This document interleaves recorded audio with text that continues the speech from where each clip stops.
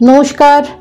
অমৃত কুম্ভের আকর্ষণে এই অনুষ্ঠানে আপনাদের স্বাগত জানাই। আমরা আলোচনা করছি প্রয়াগ, হরিদ্বার, উজ্জয়িনী এবং নাসিক বাদে ভারতবর্ষের যেসব স্থানে কুম্ভ মেলা অনুষ্ঠিত হয় সেই সব স্থানের কিছু কথা। তামিলনাড়ুর রাজ্যের রাজধানী চেন্নাই থেকে ৩১৩ কিলোমিটার এবং নটরাজ মন্দির খ্যাত শহর চিদম্বরম থেকে ৬৮ কিলোমিটার দূরে পুরাণ খ্যাত প্রাচীন নগরী কুম্ভকোণম।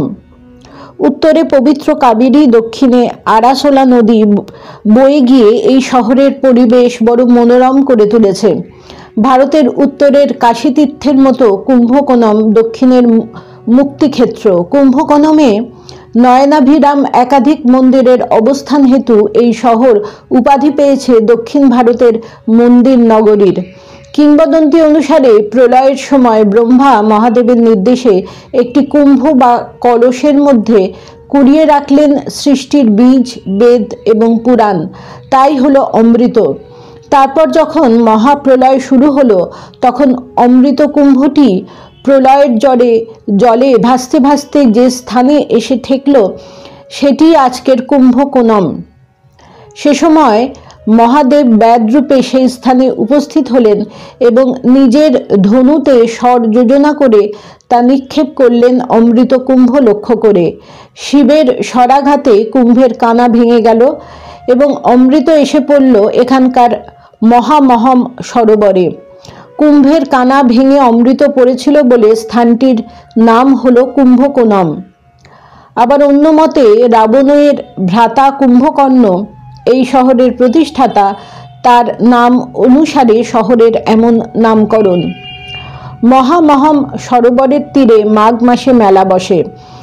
12 বছর অন্তর হয় পূর্ণ কুম্ভযোগে পূর্ণ স্নান। কুম্ভকোণমের এই কুম্ভ মহামহম উৎসব নামে খ্যাত। 12 বছর অন্তর মাঘী পূর্ণিমায় যখন বৃহস্পতি সিংহ রাশিতে প্রবেশ করে এবং চন্দ্র মঘা নক্ষত্রের সঙ্গে মিলিত হয় তখন মহামহম সরোবর হয়ে ওঠে অমৃতময়। সর্বতীর্থের পূর্ণ বাড়ি সরোবরে মিলিত হয়।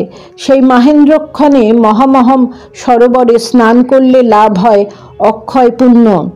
পূর্ণকুম্ভ উপলক্ষে মহামহমের পবিত্র নীরে অবগাহন করার আকাঙ্ক্ষায় দূর দূরান্ত থেকে নানা সম্প্রদায়ের সাধু, সন্ন্যাসী, পুণ্যার্থীরা আসে। এই উৎসব দক্ষিণের কুম্ভ নামেও পরিচিত। মহামহম সরোবরটি আয়তনে বিশাল, প্রায় 20 একর জায়গা জুড়ে বিস্তৃত। সরোবরের চারদিকে একাধিক শিব মন্দির রয়েছে। তার মধ্যে কুম্ভেশ্বর শিব মন্দিরটি প্রাচীনতম। শিবলিঙ্গের আকৃতি কুম্ভের মতো। মহামহম উৎসবের সময় দেবতাগণ নিজ নিজ মন্দির থেকে শোভাযাত্রা করে সরোবরের তীরে উপস্থিত হন।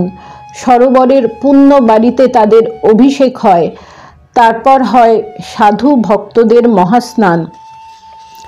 এখানে সর্বশেষ কুম্ভের আয়োজন হয়েছিল 2016 সালে।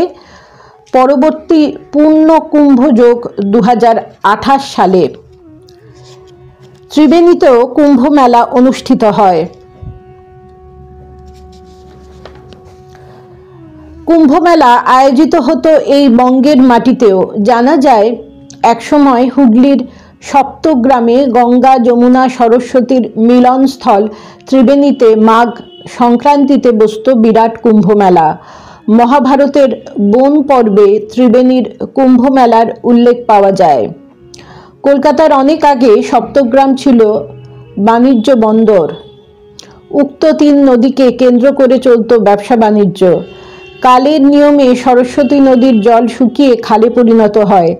যমুনার অস্তিত্ব সংকটে, তবে ত্রিবেণী সঙ্গমের মাহাত্ম্য বিন্দুমাত্র কমেনি। এই সঙ্গমকে বলা হয় মুক্তবেণী। 14দশ শতকের আগে ত্রিবেণীতে স্নান করার জন্য ভিড় জমাতেন বহু সাধু সন্ন্যাসী। কালক্রমে সেই কুম্ভ মেলার পথ হারায়। তবে 703 বছর পর 2022 সাল থেকে ত্রিবেণীর কুম্ভ মেলা ফিরে পেয়েছে তার ঋতগৌরব। পুণ্যার্থীদের কাছে ত্রিবেণীর কুম্ভের পুণ্যধারায় স্নাত হওয়ার সুযোগ ফিরে এসেছে। এভাবেই ভারতের নানা প্রান্তে নানাভাবে কুম্ভ মেলার আয়োজন। এবং পুণ্য অর্জনের আকাঙ্ক্ষায় পূর্ণ বিশ্বাসীর পূর্ণকুম্ভে অবগাহন দুই চলছে যুগের পর যুগ ধরে। যেভাবে বিভিন্ন নদী বিভিন্ন স্থান থেকে উদ্ভূত হয়ে এগিয়ে যায় অতল অগাধ সমুদ্র অভিমুখে, সেভাবেই বিচিত্র রুচিসম্পন্ন মানুষ নানা স্থান থেকে এসে মিলিত হয় কুম্ভের মিলন প্রাঙ্গণে। সেটাই কুম্ভ মেলার সার্থকতা। নমস্কার।